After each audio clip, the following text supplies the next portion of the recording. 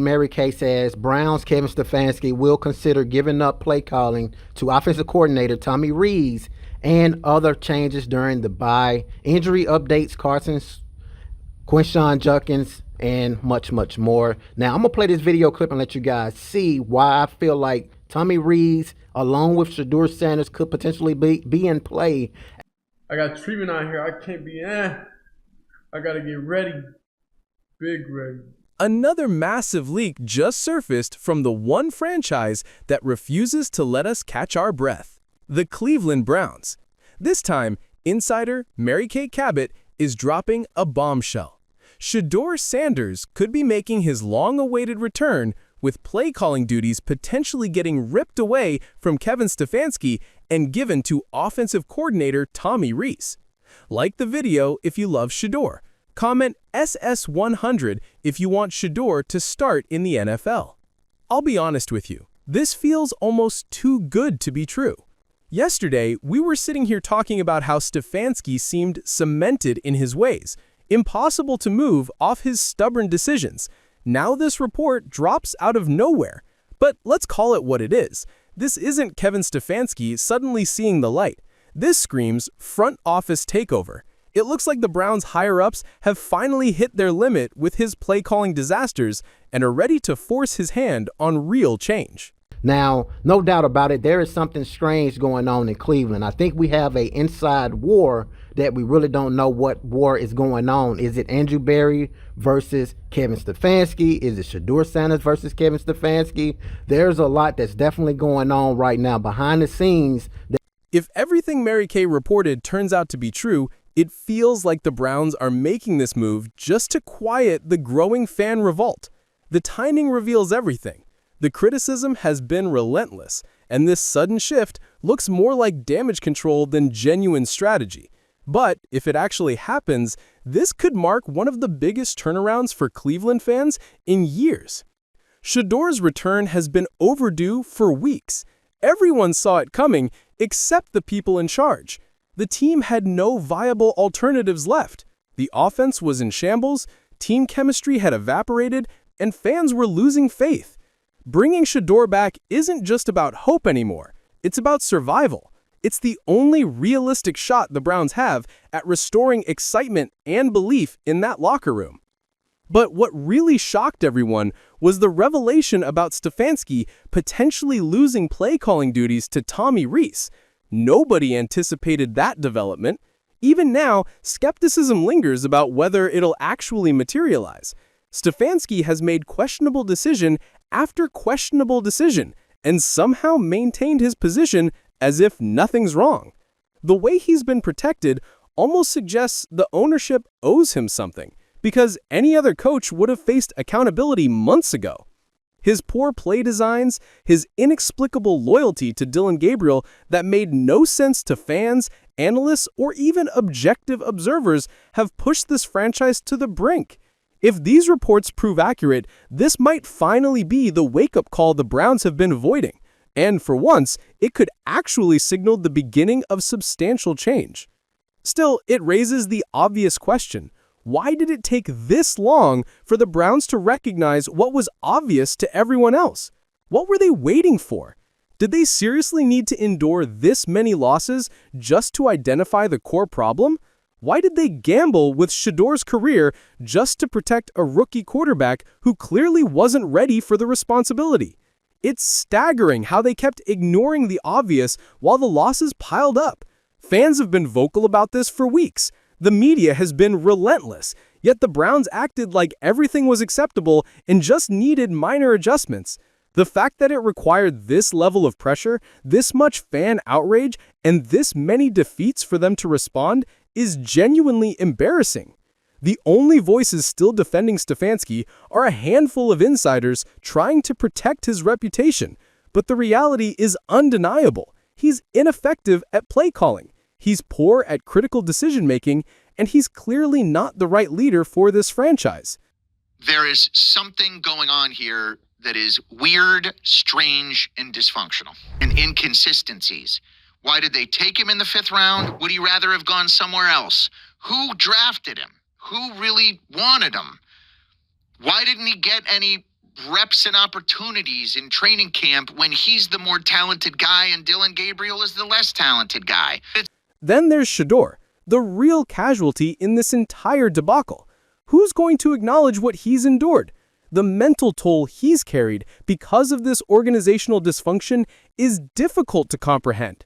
He's been out there practicing independently, taking solo reps, staying prepared while false narratives about his supposed injury circulated. An injury, incidentally, that Stefanski couldn't even properly explain. The best explanation offered was that it was stiff. That's the level of awareness from the head coach. When Shedeur and his family finally stepped forward and clarified the situation and proved he wasn't injured, Stefanski dismissed it, stating Shedeur wasn't his focus right now. Then what was Dylan Gabriel? Discovering new methods to motivate losing? It's absurd. Stefanski had one of the most talented young quarterbacks available and ready to contribute, yet chose to ignore him entirely. Instead of supporting Shedeur's readiness, he maintained the same weak narrative while the team continued deteriorating. The entire situation has been unjust, and it's time someone acknowledges that Shedeur deserved better from the coaching staff, the organization, and everyone involved in sidelining him. Now to the latest speculation, Tommy Rees potentially receiving play calling responsibilities.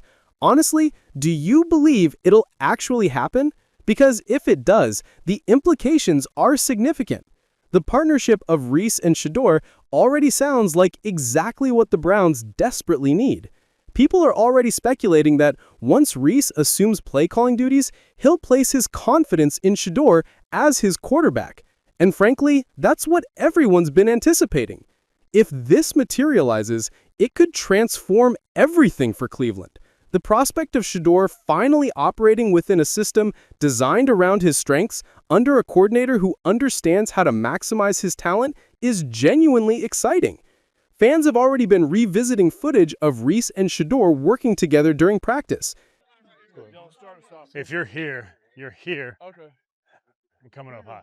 Good? Here we go. Eyes down the field. Set. Good. We're reading those seams. I didn't think I was in harm's way. Standing over here. Hey, we're going to do a lot of work when we climb up. If that collaboration becomes a reality, the Browns could finally start winning consistently. Shedeur has demonstrated excellent passing accuracy, quick progressions, and intelligent decision-making even amid organizational chaos.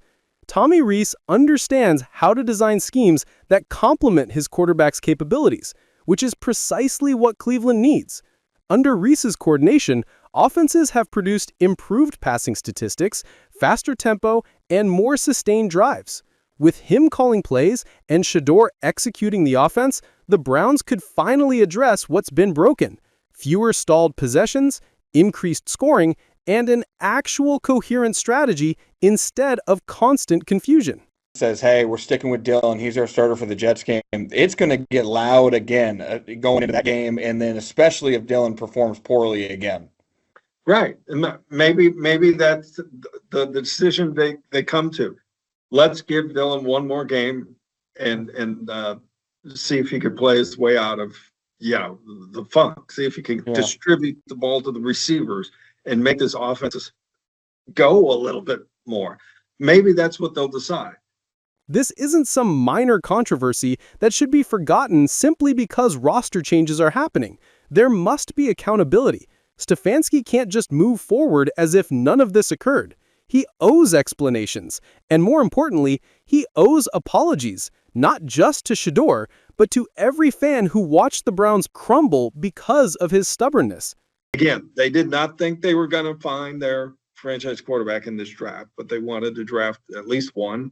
And the first choice was Dylan, and I think Kevin had a large role in that. And he might not have had the same role in the selection of Shedeur. And just go back. I mean, he's the one who controls who gets first team snaps, second team snaps, third. Yeah, here we are in the approaching the month of November, and Shedeur Sanders still has not received snaps with the first team offense. That is I genuinely don't understand how the situation isn't personal at this point. How can Stefanski continue supporting a rookie simply because he was his preferred selection while completely marginalizing Shedeur? Even Tony Grossi's analysis contains contradictions. If Stefanski influenced Gabriel's selection, fine, but that doesn't justify unwavering loyalty regardless of performance.